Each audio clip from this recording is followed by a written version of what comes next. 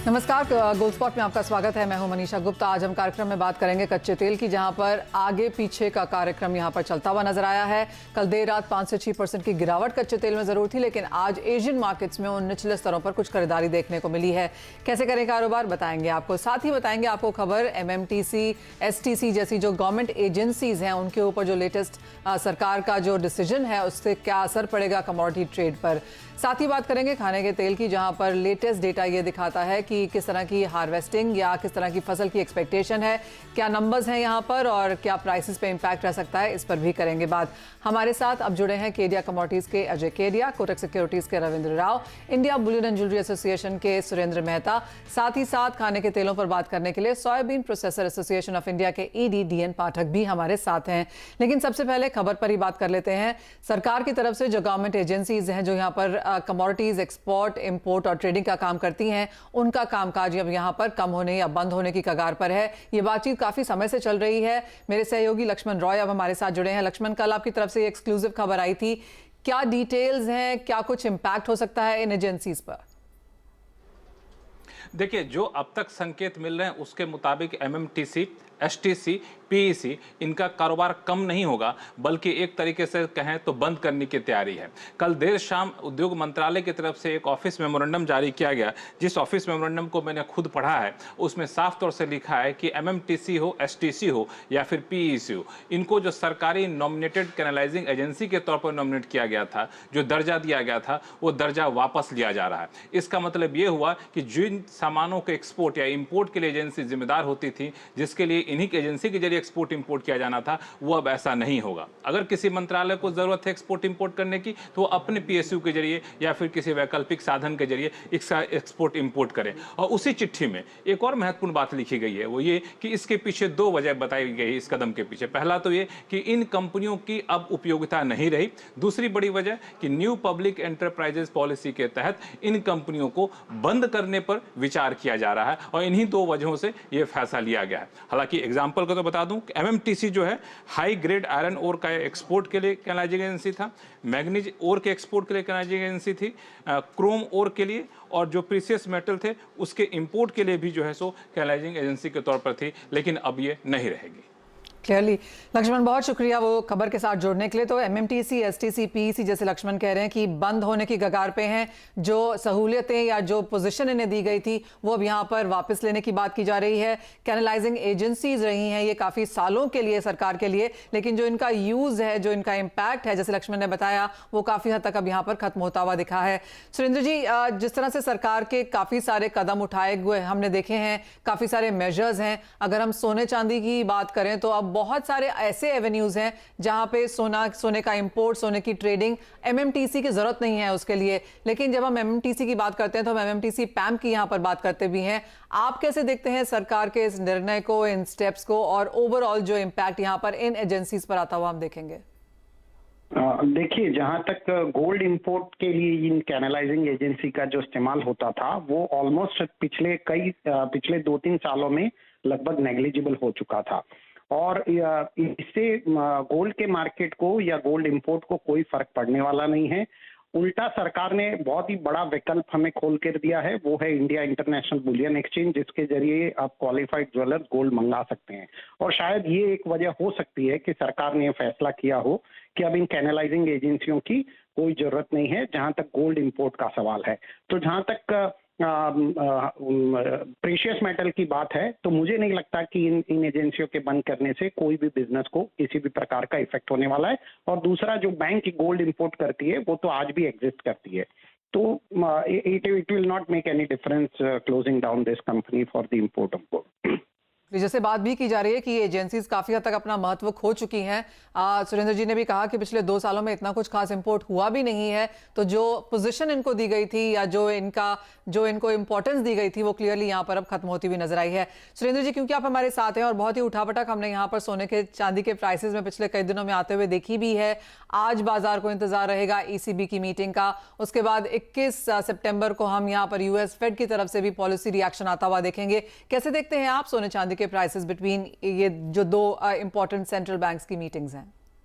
देखिए जो 21 तारीख को फेड की मीटिंग होने वाली है और जो इंटरेस्ट रेट हाइक की और एक बात है वो बिल्कुल लोगों के ध्यान में है। लेकिन हमेशा हमने ये देखा है कि जब भी इस प्रकार की सिचुएशन आती है तो सिर्फ 2-3 दिन पहले उसका असर बाजारों में होता है और 2-3 दिन पहले गिरावट शुरू हो जाती है और एक बार जब इंटरेस्ट रेट हाइक का अनाउंसमेंट हो जाता है तो वापस 2-3 दिन में गोल्ड अपनी पूर्ववत स्थिति में आ जाता है। तो इस बार भी ऐसा ही हो रहा है। हमने नीचे के स्तरों पर गोल्ड को $1690 तक आते हुए देखा और ये सरप्राइजिंग बात है कि पिछले 2 सालों में इस स्तर को 4 बार गोल्ड ने छुआ है। मुझे ऐसा लगता है कि जब तक ये मीटिंग नहीं होगी तब तक गोल्ड एक अपवर्ड रेंज में रहेगा और मुझे लगता है कि तब तक हम $1765 के आसपास गोल्ड को देख सकते हैं। ऑलराइट, यानी कि 1715 के ऊपर एज ऑफ नाउ कारोबार होता हुआ, लेकिन 1680 1670 तक के लेवल्स भी यहाँ पर सोने में अभी भी बन सकते हैं, तो कुछ प्रेशर यहाँ पर जारी रह सकता है। सुरेंद्र जी, ठीक है, एक तरफ बात तो हुई यहाँ पर एमएमटीसी की और ओवरऑल इंपोर्ट्स की भी, लेकिन अगर इस वक्त के हम इंपोर्ट्स यहाँ पर देखें, क्योंकि आगे जाकर सोने की ज्वेलरी की एग्जीबिशंस होने वाली हैं इंडियन मार्केट्स में, फेस्टिविटीज़ हैं, दिवाली का समय आने वाला है, इसके अलावा वेडिंग सीजन भी यहाँ पर है, किस तरह का इंपोर्ट एज ऑफ नाउ हम भारतीय बाजारों में होता हुआ देख रहे हैं, चाहे वो सोना हो या चांदी? अगस्त में क्या था, सितंबर में क्या एक्सपेक्टेशन है? देखिए जहां तक गोल्ड इंपोर्ट की बात है तो मुझे लगता है कि शायद हम पिछले सारे स्तर इस बार तोड़ देने वाले हैं गोल्ड इंपोर्ट को लेकर। इन स्पाइट ऑफ फैक्ट कि गोल्ड पे ड्यूटी सरकार ने 2 महीने पहले बढ़ा दी थी, लेकिन जिस प्रकार से लोगों में उत्साह है, जो बाइंग हो रही है और जो प्राइस भी फिलहाल जो भारतीय बाजारों में 50,000 के आसपास का जो प्राइस है वो एक बहुत ही फेवरेबल प्राइस कस्टमर को नजर आता है और ये सब मुख्य कारण है। जहां तक आप एग्जीबिशन की बात कर रहे हैं तो ये तो सारे B2B एग्जीबिशन है। भारतीय बाजारों में लगभग B2C एग्जीबिशन नेग्लिजिबल होते हैं, लेकिन जो कस्टमर है, जो रूरल एरिया है, जिस प्रकार इस बार मॉनसून हुआ है और जिस प्रकार की खरीदी निकलने वाली है फेस्टिवल सीजन में, आगे दशहरा है, दिवाली है, तो बिल्कुल हम अभी से देख रहे हैं कि बहुत ही उत्साह है और मुझे लगता है कि हम सारे इंपोर्ट के फिगर्स को ब्रेक कर देंगे। As an average Surendra ji, किस तरह का import numbers as of now है? एज एन एवरेज लगभग हम 80 से 90 ton import on an average monthly हम देख रहे हैं गोल्ड का। वही पैटर्न बना हुआ। और चांदी का? चांदी में तो इंपोर्ट रिकॉर्ड हो चुके हैं। चांदी में तो पिछले 6 महीनों में लगभग 5,000 टन से ऊपर इंपोर्ट हो चुका है, जो पिछले पूरे साल के से भी ज्यादा हो गया है। तो चांदी, क्योंकि चांदी में भी हमने लोगों ने 65,000 70,000 के स्तर को देखे हुए हैं और अभी चांदी आपको 52 से 55,000 में मिल रही है, इसलिए उसमें भी बहुत जबरदस्त बाइंग है भारतीय बाजार में। ऑलराइट, सुरेंद्र जी बहुत शुक्रिया साथ जुड़ने के लिए। तो क्लियरली एक तो ये खबर कि एमएमटीसी की तरफ से यहाँ पर अगर सोने चांदी का इंपोर्ट वैसे भी 2 साल में नहीं हो रहा था और अगर आगे होता भी नहीं है तो भी बहुत फर्क नहीं पड़ेगा। बैंक्स, ऑथराइज्ड एजेंसीज और इसके अलावा IIBX के थ्रू यहाँ पर इंपोर्ट है। जहाँ तक सोने चांदी का इंपोर्ट इंडियन मार्केट्स में ओवरऑल देखा जा रहा है, वो नंबर्स फिलहाल काफी स्ट्रांग हैं। रविंद्र, प्राइस व्यू आपसे यहाँ पर लेना चाहेंगे और जैसे बात भी की जा रही थी कि काफी अच्छे ल्यूक्रेटिव प्राइसेस हैं, क्या ये खरीदने के लिए बेहतरीन है? Good morning Manisha. बिल्कुल, क्योंकि हमें 2-3 चीज देखनी पड़ेगी इसमें। एक तो जो आज इम्पोर्टेंट ECB मीटिंग है, I think ECB is set for a jumbo rate hike. Expectation तो 75 बेसिस पॉइंट्स का है, बट ECB का जो यूरोजोन का जो इन्फ्लेशन है दैट हैज गॉन टू 9.7% और एक्सपेक्टेड है कि आगे नेक्स्ट मंथ में it might even test the double figures of 10%। तो आई थिंक ECB में बहुत ज्यादा पेन है and they will also, I think like Fed, they will give inflation the priority. वहां पर ग्रोथ का भी कंसर्न्स काफी है, बट आई थिंक वो एक इम्पॉर्टेंट फैक्टर होगा। और अगर प्राइस लेवल पे देखें तो डॉलर इंडेक्स और यूरो दोनों ही रेजिस्टेंस और सपोर्ट पे ट्रेड करे। डॉलर इंडेक्स एक क्रूशियल रेजिस्टेंस पे है 110.50 111 का, और यूरो भी सपोर्ट पर है। तो मेरे हिसाब से बहुत ज़्यादा चांसेस है कि एक करेक्टिव डिप हम डॉलर इंडेक्स में देख सकते हैं, और ये जो डिप है that can go till 103 104 levels. तो वो गोल्ड सिल्वर दोनों के लिए ही पॉजिटिव फैक्टर हो सकता है। और जैसे हमने अभी डिस्कस किया कि गोल्ड 1670 1680 से काफी बार वहां से घूमा है, तो that has become a multiple support now. तो वो जब तक ब्रीच नहीं करता तो I will be on the buying side, क्योंकि रिस्क रिवॉर्ड काफी अच्छा है। अगर यहाँ से एक बाउंस बैक आता है तो we might see gold going to 1780 on spot terms, और वहां से फिर $1830 तक का भी एक चांसेस है। लेकिन अगर कोई शॉकर आता है फ्रॉम ईसीबी या फिर फेड से कुछ ज्यादा हॉकी स्टेटमेंट्स आते हैं, तो then there is a possibility 1670 breach होगा। लेकिन as of now I am keeping my fingers crossed, और 1670 मेरे हिसाब से होल्ड रहना चाहिए, और हम एक बाउंस बैक देख सकते हैं इसमें, the way dollar index is taking resistance near 110 levels. तो मेरे हिसाब से हो सकता है कि ईसीबी तक तो थोड़ा सा पॉजिटिव रहे, लेकिन उसके बाद भी चांसेस है कि एक पॉजिटिव मोमेंटम आएगा। तो I am expecting gold around 51,100 MCX पर। और अगर सिल्वर की बात करें तो सिल्वर में 55,100 से 55,200 तक के लेवल्स पॉसिबल है। अगर उसके ऊपर सस्टेन करता है तो आई थिंक अगेन एक छोटा सा बुलिश मोमेंटम स्टार्ट हो जाएगा। तो मेरे हिसाब से थोड़ा सा पॉजिटिव मोमेंटम रहना चाहिए, but ECB would be crucial, उसे वॉच करना चाहिए। अगर उसमें कुछ भी सरप्राइज आता है then we might head downwards, otherwise एक बाउंस बैक पॉसिबल है दोनों ही कमोडिटी में। ऑलराइट, यानी कि सबसे ज़्यादा इंपॉर्टेंस आज के ईसीबी की मीटिंग की है। 75 होता है या 50 बेसिस पॉइंट होता है, और किस तरह की गाइडेंस दी जाती है इन्फ्लेशन को लेकर, उस पर बाजार की नजर रहेगी। अजय, आप कच्चे तेल को कैसे देखते हैं, क्योंकि यहाँ पर बहुत बड़े मूव्स हमने कल देर रात बनते हुए देखे। 5 से 6% की गिरावट। एशियन मार्केट्स पे थोड़ी सी खरीदारी यहाँ पर जरूर लौटी है, लेकिन आज के लिए, कल के लिए, इस बाकी बचे हुए हफ्ते के लिए क्या राय है? Very good morning.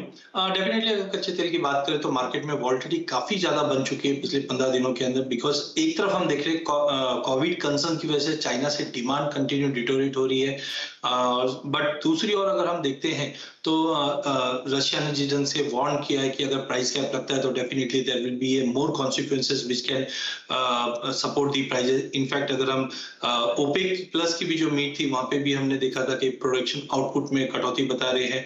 तो इन ऑल काफी मिक्स व्यू बनते हुए जा रहा है, बट जिस ढंग से ऑलरेडी प्राइसेस ने इतना बड़ा करेक्शन ले चुका है, तो I think Brent should take a support near to almost $88-87 का जो सपोर्ट लेवल है, यहाँ से वापस एक रिवैम्प करना चाहिए। Because there are 2-3 things like हमने ब्रिटेन से भी नए अपडेट्स आते हुए देखे, जहाँ पे कंट्री ने जो फ्रैंकिंग पे बैन था उसको कहीं ना कहीं स्क्रैप कर दिया, तो जिसकी वजह से सप्लाई बढ़ी। तो काफी मिक्स मैच अपडेट रहेगा, बट कल की गिरावट के बाद एक टेक्निकली ओवरसोल्ड जोन में है, तो वी एक्सपेक्ट कि डोमेस्टिक मार्केट पे prices can see a little bit bounce towards 6850 6900, but overall जो टोन रहेगा वो वीकनेस के साथ रहेगा, क्योंकि डिमांड कंसर्न बन रही है और दूसरी तरफ सप्लाई भी धीरे धीरे इंप्रूव होते हुए जा रही है। ऑलराइट, और बात अब यहाँ पर मेटल्स की कर लेते हैं, क्योंकि कल का दिन बहुत बेहतरीन नहीं था, लेकिन अगर आज देखें रविंद्र, तो कॉपर अपने 6 हफ्ते के लोज के ऊपर आया है। एल्यूमिनियम में 17 महीने के लोज बनते हुए नजर आए थे, लेकिन यहाँ पर भी कुछ खरीदारी लौटी है। कैसे रीड करते हैं आप ये मूव्स? वेल आई थिंक ये सारा ही कमोडिटी पैक का जो मोमेंटम है, स्पेशली मेटल्स, एनर्जी, ये डॉलर इंडेक्स पे डिपेंडेंट है। अगर हम देखें तो कोरिलेशन काफी स्ट्रांग है सिंस पास्ट फ्यू सेशंस। तो मेरे हिसाब से डॉलर इंडेक्स में जो वीकनेस है that is supporting the entire commodities pack. और कॉपर स्पेसिफिक बात करें तो एस्कॉन डेटा में स्ट्राइक कंसर्न्स है, तो हो सकता है कि उसके वजह से एक सपोर्ट मिले। पेरू में भी आउटपुट गिरा है, तो मेरे हिसाब से थोड़ा सा सप्लाई साइड वरीज है, जिसके वजह से कॉपर में हम एक बाउंस बैक देख रहे हैं। चाइना से भी इंपोर्ट बढ़ रहा है, तो मेरे हिसाब से कॉपर में 650 या 652 का level we can not rule out. तो मेरे हिसाब से ईसीबी मीटिंग तक again it will be slightly positive, क्योंकि डॉलर इंडेक्स विल इम्पैक्ट। उसके बाद कैसा डॉलर में मूव आता है, I think that will give a direction to entire commodities pack including copper. But अगर level specific बात करें तो हमें लगता है कि कॉपर में अराउंड 637 636 का जो लेवल है वो एक अट्रैक्टिव जोन है। 644 का आज का ब्रेकआउट जोन है, अगर 644 के ऊपर सस्टेन कर जाता है तो 648 650 is what I am looking at. और हो सकता है कि फिर 630 628 का एक टेम्परेरी बॉटम हो जाए और प्राइसेस थोड़ा सा अपसाइड मोमेंटम में आए। बट ओवरऑल अभी भी कोई एक स्ट्रॉन्ग बुलिशनेस नहीं लग रहा है। I think this is just a temporary bounce. Dollar का मूव हमें देखना पड़ेगा, और इंट्राडे पर्सपेक्टिव से I think till the ECB meeting it is looking positive. Point taken. Ravindra, बहुत शुक्रिया साथ जुड़ने के लिए और उन तमाम स्ट्रैटेजीज पर बात भी करने के लिए। तो वो एज ऑफ नाउ क्यूज हैं मेटल्स की तरफ से भी आते हुए, लेकिन इसी के साथ एक ब्रेक के लिए रुकेंगे। लेकिन जाते जाते आपको बता दें कि मनी कंट्रोल प्रो के पास बेहद आकर्षक ऑफर्स हैं। मनी कंट्रोल अगस्त में फाइनेंशियल आज़ादी का उत्सव मना रहा था और इस खास मौके पर लेकर आए हैं फाइनेंशियल फ्रीडम ऑफर, जिसके तहत मनी कंट्रोल प्रो का सब्सक्रिप्शन आप नेट जीरो कॉस्ट या यूं कहें कि मुफ्त में पा सकते हैं। अब इसके लिए आपको रोजाना ₹1 की दर से मनी कंट्रोल प्रो का सब्सक्रिप्शन लेना है। इस सब्सक्रिप्शन के साथ आपको हमारे ब्रांड पार्टनर्स की ओर से मिलेंगे ₹1500 के आकर्षक वाउचर्स। देर ना करें, मनी कंट्रोल ऐप या वेबसाइट पर जाएं और इस धमाकेदार ऑफर का लाभ उठाएं। आपका स्वागत है। बात अब यहाँ पर करेंगे एग्रीकल्चर कमोडिटीज की, जहाँ पर कुछ बहुत मुनाफा वसूली हमने क्रॉस सेक्टर आते हुए देखी है, क्योंकि अब धीरे धीरे फसल कैसी है उसकी क्लैरिटी आने लगी है। बाजार में आवक भी देखने को मिली है। और जहाँ तक खाने के तेलों की बात है, सोयाबीन, सोया मील की कीमतों में यहाँ पर गिरावट है ही, बाजार में आवक बढ़ी है। और पिछले 1 साल की अगर बात करें तो इंटरनेशनल मार्केट्स में हमने भाव यहाँ पर 50% तक गिरते हुए भी देखे हैं।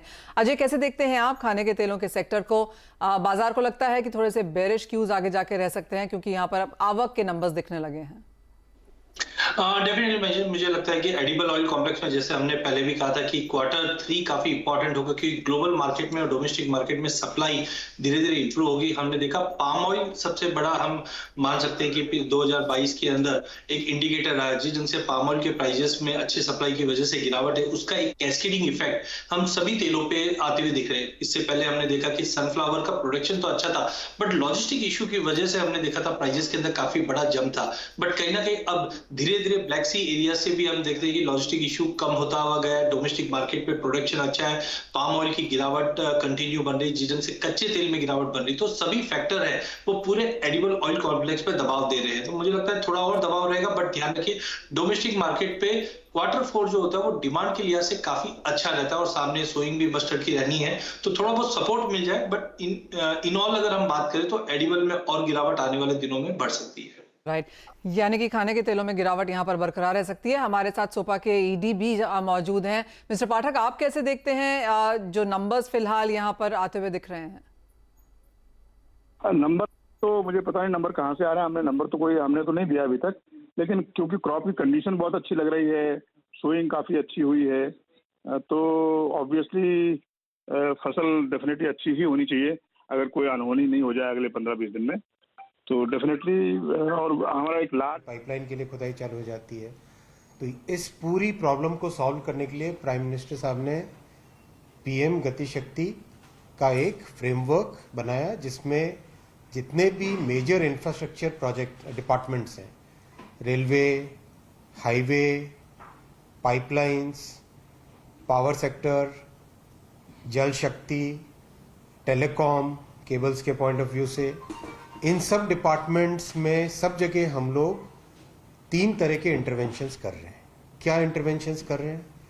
सबसे पहला, प्रोजेक्ट की प्लानिंग के टाइम में हम अपने अपने जितना दूसरे किसी इंफ्रास्ट्रक्चर मोड के साथ इंटरेक्शन होता है, वहाँ पे हम प्लानिंग के टाइम में ही ध्यान रख लें। मान लो कहीं पे हाईवे और रेलवे का कॉन्फ्लिक्ट आ रहा है, तो प्लानिंग के टाइम में उसको सॉल्व कर लो। ये प्लानिंग के टाइम में स्टेप्स लेने का। दूसरा, टेक्नोलॉजी को यूज़ करो। कैसे टेक्नोलॉजी को यूज़ करो? आज बाइसैग का नाम आप सबने सुना होगा, Bhaskaracharya institute of satellite applications, Gandhinagar में है। माइटी का ऑर्गेनाइजेशन है ये। It's a wonderful organisation. इतना हाई रेजोल्यूशन की, बहुत ही टॉप क्लास हाई क्वालिटी के सैटेलाइट डेटा आ जाता है और मल्टीपल लेयर्स उसमें बनते हैं। उसको यूज़ करके प्लानिंग करो, तो जो काम हमको पहले जैसे 1.5 साल लगता था, फील्ड में जाओ, सर्वे करो, वहाँ चेक करो कि वहाँ पे कोई हाईवे है, कोई ट्रांसमिशन लाइन है, कोई ये सब चीज़ें जो होती थी ना, वो 1.5 years की time frame is now shrinking to something like 20 days, 30 days, 20-25 days, कि आप उसको प्रॉपरली बाइसैग के मैप में डाल दो तो आपको क्लियरली पता चल जाता है कहाँ कहाँ आपके कॉन्फ्लिक्ट है। फॉर एग्जांपल, एक अभी अंबाजी लाइन आपको ध्यान होगा, थोड़े टाइम पहले सैंक्शन हुई थी, महसाना से अंबाजी आबू रोड। इसमें एक जगह सेंचुरी के थ्रू लाइन जा रही थी, हमारा ओरिजिनल अलाइनमेंट। जैसे ही बाइसेक पे टेक्नोलॉजी का यूज़ किया तो पता चला कि ये सेंचुरी के थ्रू जा रही है, वाइल्ड लाइफ सेंचुरी के थ्रू जा रही है। सो उसमें नेचुरली परमिशंस लेते लेते 4 साल 5 साल लगते हैं। So what we did is using this technology, हमने उसका हल्का सा अलाइनमेंट चेंज किया। अलाइनमेंट चेंज करने से ये प्रॉब्लम ही सॉल्व हो गई, right. So first was planning के टाइम में खुद ध्यान रखो, second was use technology, third is to make policy changes. PM Gati Shakti framework को इम्प्लीमेंट करने के लिए इन तीनों स्टेप्स पे एक साथ काम करने की जरूरत है, राइट। एक प्लानिंग में खुद कॉन्शियसली आप जो भी कॉन्फ्लिक्ट्स आते हैं उनको हटाओ, दूसरा टेक्नोलॉजी को यूज करो ताकि प्रोएक्टिवली आपके कॉन्फ्लिक्ट से नहीं आए, और तीसरा जहां जहां पॉलिसी में इश्यूज हैं उनको सॉल्व करो। तो लैंड पॉलिसी जो रेलवे की है, रेलवे आप सब जानते हैं पूरे देश में